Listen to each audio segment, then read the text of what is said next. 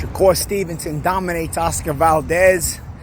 I did predict it this way. I just thought that stylistically it just wasn't going to mesh well for Oscar Valdez. He gave us a great effort. Just wasn't able to make the adjustments. I would have liked to see Valdez, step around a little bit when he was throwing those lead right hands.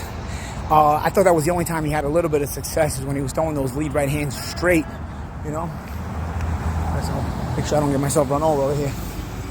But I just thought that that was when he had that third round where he was doubling up on the lead right hand. The only thing is that Shakur adjusts as well. He pulls sometimes, and sometimes he gets down and dips in. So when you just come in straight with those double right hands, a lot of times you probably want to kind of angle it off at a 45-degree angle with your feet as you're throwing the straight right hand, just in case your opponent dips, you're able to get an angle on him and able to continue the combination. I thought Valdez had an issue even when he got on the inside. You want to be on the inside when you're Valdez, but it looked to me like Shakur was just too big for him. He rehydrated better. He was too big, and Valdez wasn't able to do a lot of the work he wanted to on the inside.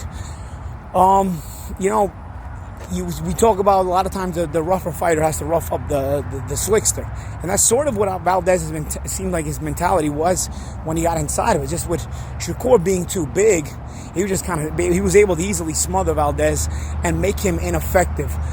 There was a little bit of fouls, a little bit of touch and go there with the fouls. They got a little bit nitpicky at times. I didn't think Shakur threw that many legal body shots, to be honest with you. I thought Valdez had a gripe there, but instead of wanting the referee to do the job, which we all know you're not supposed to, you're supposed to just take it into your own hands, Valdez needs to be a little bit rougher himself. And I think on the inside he did do his share of holding and hitting. It's just it was less prolific because he barely got inside. I think Shakur being able to measure with that lead right hand, with that lead jab hand, he would just when you have a fighter who needs to plant to get his hands off like Valdez, all you got to do is Shakur really did it in a genius way where you just moving that half step back or half step to the side, and you force Valdez to pick up his feet. And when he picks up his feet, you're always quicker to the trigger because Shakur's athleticism allows him to be quicker to the trigger.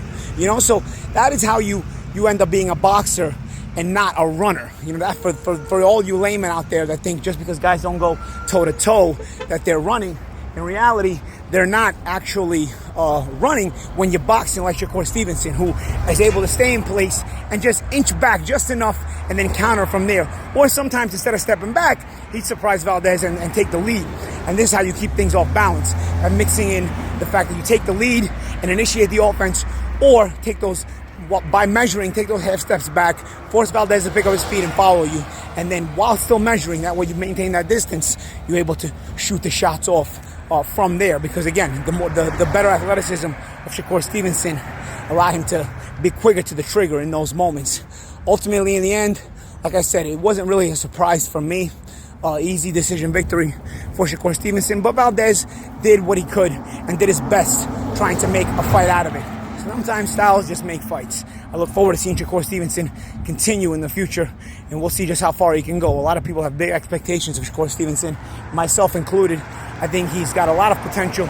Seems like he's growing well into the new weight class at lightweight now, 135 pounds, or 130 pounds, but with an eye on 135 pounds. We saw Bernardo Osuna ask him about Devin Haney and any other lightweights. I don't think it'll be too far off before Shakur starts to move up to the lightweight division. But a guy that started at featherweight, where does he top out? We'll see. That's another question to be debated as well. So we saw Lomachenko seems to be a smaller guy, and it seems like he may top out at 135 pounds. But Shakur Stevenson seems like a bigger guy, maybe a little taller, maybe there's more to fill in there. He may be able to go to 135 and even 140 pounds. We'll see that. That's another question to debate and be discussed as well. Let me know what you guys thought of this fight. Shakur Stevenson and Oscar Valdez. What you thought of Shakur Stevenson's performance? Where do you think Oscar Valdez goes from here? Listen, he's been in a lot of tough fights. He's made boxing fun. Most of his fights are always fun. I don't think he's going to retire off of this. But at the same time, can he succeed? Can he win another world championship? Or is his time at the top pretty much over now? And how far can Shakur Stevenson go? We'll see. I think he's getting better and better. Really smart performance, really ring savvy guy. He's getting that veteran experience now. Two-time world champion. Now he's unified at two-weight world champion. Now he's unified at 130 pounds. Let's see if he's going to continue to try to unify the weight class, will move up in weight. I'm Paulie Malignaggi for Paulie TV. Like, comment, subscribe. Let me know your thoughts on all these good things.